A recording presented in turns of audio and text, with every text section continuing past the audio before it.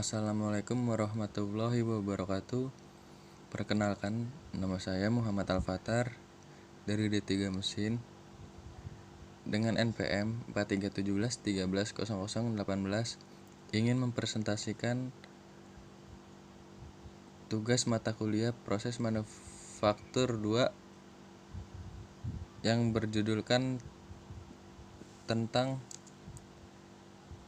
swagging dan radial forging. Oke, yang pertama-tama saya ingin mempresentasikan tentang swagging.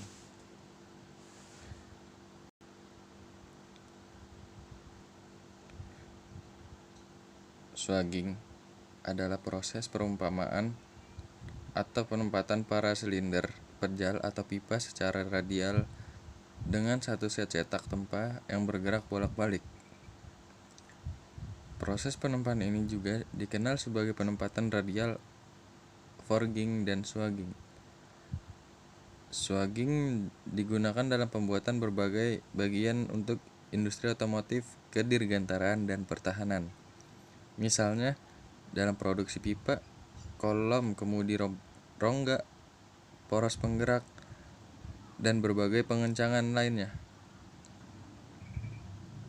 Swagging secara signifikan mengurangi biaya produksi komponen seperti dibandingkan dengan proses permesinan dan juga meningkatkan sifat kekuatan komponen. Nah, ini contoh dari proses gambar swagging. Bagian yang kuning ini adalah suatu permesinan yang ingin memproses benda kerja untuk dikerjakan sesuai dengan keinginan yang kita inginkan yang sudah disetting. Nah, proses swagging ini di mana benda kerja statis dan cetakan yang digunakan berputar. Cetakan tersebut mirip dengan roller bearing dan memiliki rancangan khusus sehingga sembari berputar cetakan tersebut memukul benda kerja secara radial dengan kecepatan pukul pada swagging jenis ini mencapai 20 pukulan per detik. Proses ini dikenal sebagai swagging itu sendiri. Kemudian slide berikutnya. Bagaimana pengaplikasian swagging? Pengaplikasian swagging adalah digunakan untuk membuat ujung yang meruncing pada benda kerja silinder. Proses ini digunakan untuk mengempaskan atau memasang pipa pada kabel atau kawat. Selain itu, finishing ukuran suatu benda kerja juga dapat digunakan dengan proses ini. Nah, kemudian slide berikutnya. Radial forging. Apa itu radial forging? Radial forging adalah proses pembuatan logam secara plastis dengan memberikan gaya tekanan pada logam yang akan dibentuk.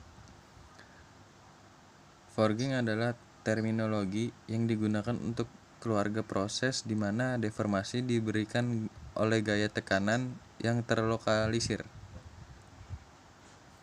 Pada radial forging mempunyai beberapa proses penempatan, yaitu sebagai berikut.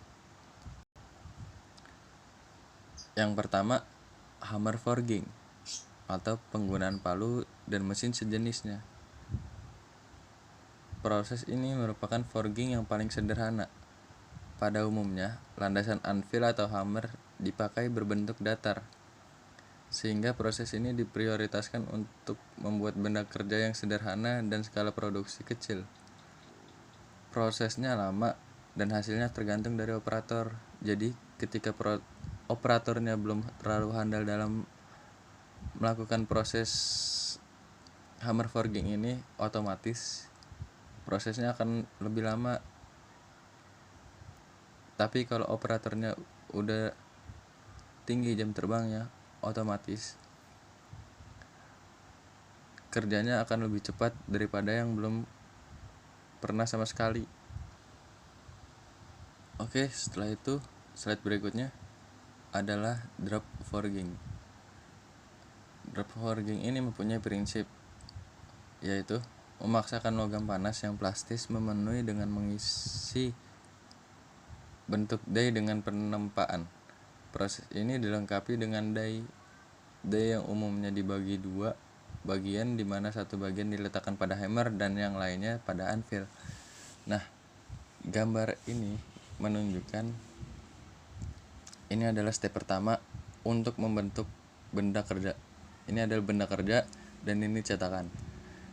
Dan ketika ingin memproses selanjutnya, cetakan tersebut ketika benda kerja sudah ditempatkan sesuai dengan tempat, kemudian benda kerja yang ini akan turun untuk menyesuaikan dan mengikuti cetakan pada benda kerja, dan ini adalah hasil dari proses tersebut. Kemudian syarat die yang digunakan harus kuat dan tangguh terhadap beban, impact, kehausan, dan temperatur. Umumnya terbuat dari campuran baja dengan krom, molybdenum, dan nikel. Faktor yang penting harus diperhatikan adalah tenaga pneumatik dan tenaga hidrolik, sehingga mesin tipe steam hammer maupun air hammer mampu bekerja sangat cepat, mudah dikontrol, dan otomatis. Oke, setelah itu slide berikutnya adalah press forging.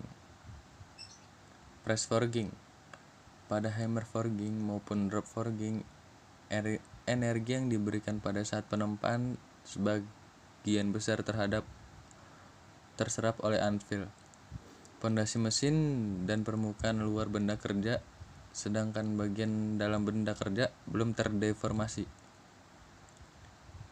Karena itu, untuk benda kerja dengan penampang tebal dan besar digunakan press forging. Dan press forging ini mempunyai prinsip. Prinsip dari press forging itu ialah penekanan secara perlahan-lahan pada benda kerja sampai menghasilkan aliran logam yang uniform. Press forging biasanya dikerjakan tanpa die dan hammer maupun anvilnya berbentuk datar. Kemudian slide berikutnya, offset forging. Offset forging ini dikhususkan untuk pembesaran diameter pada ujung batang logam ditekan dalam arah memanjang. Pada dasarnya benda kerja yang di-offset berupa berbulat, wire, ataupun benda kerja berbentuk silinder. Nah, di bawah ini adalah suatu proses di mana step by step pada offset forging. Nah, ini step pertama.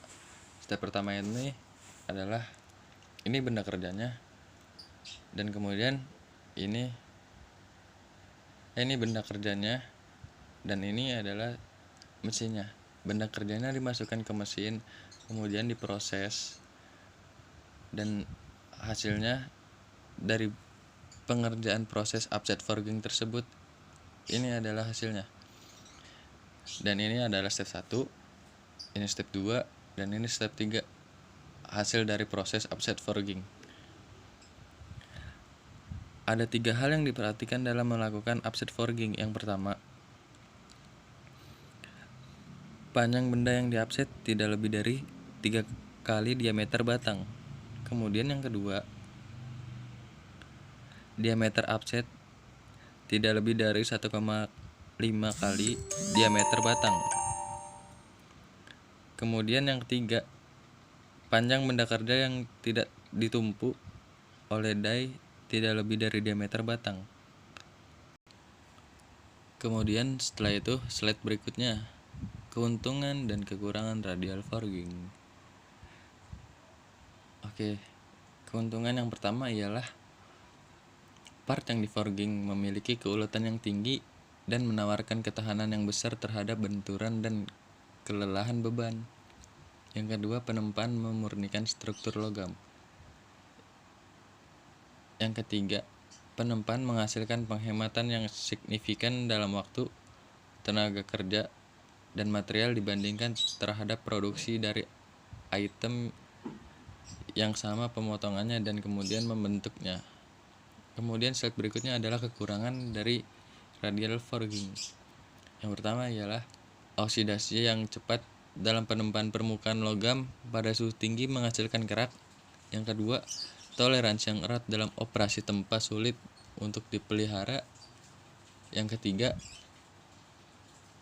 penempatan terbatas pada waktu yang sederhana dan memiliki keterbatasan untuk bagian yang memiliki undercut dan lain-lain.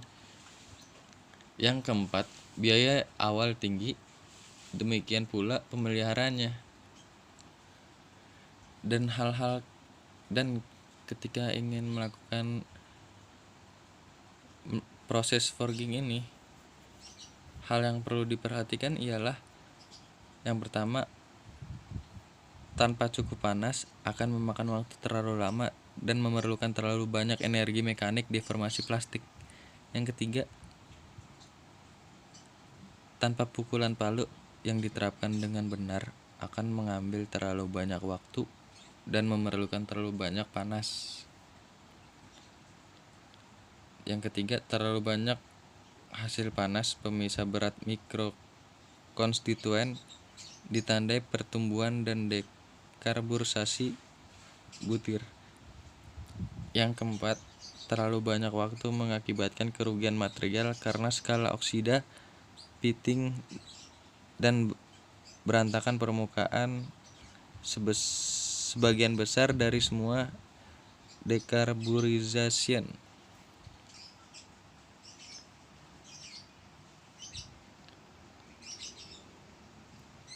Oke, cukup sekian presentasi hari ini. Saya Muhammad Al-Fathar. Apabila ada kekurangan dan kesalahan, mohon maaf. Wabillahi taufiq wal hidayah. Wassalamualaikum warahmatullahi wabarakatuh.